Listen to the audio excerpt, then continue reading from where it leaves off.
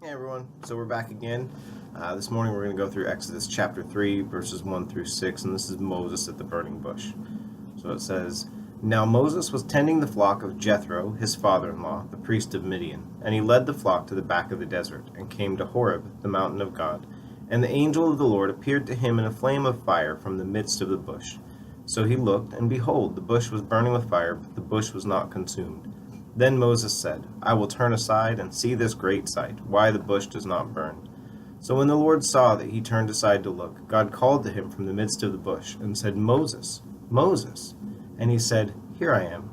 Then he said, Do not draw near this place. Take your sandals off your feet, for the place where you stand is holy ground. Moreover, he said, I am the God of your father, the God of Abraham, the God of Isaac, and the God of Jacob. And Moses hid his face, for he was afraid to look upon God.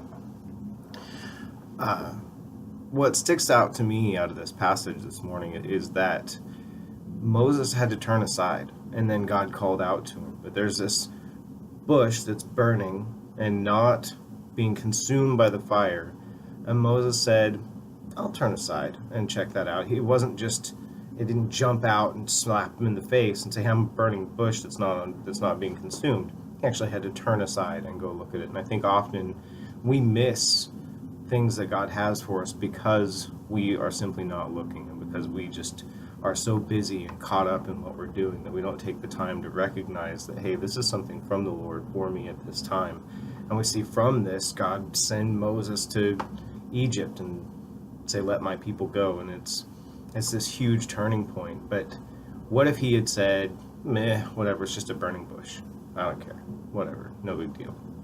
And I think often we do the same thing. So be on the lookout today for the things that God has for you, and always be sure to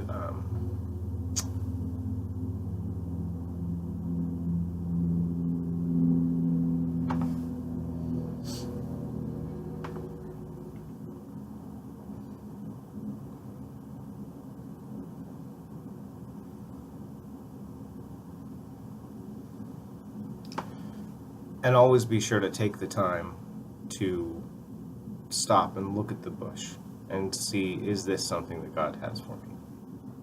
You guys have a good day. We'll see you tonight, hopefully, at youth group, and have a good day.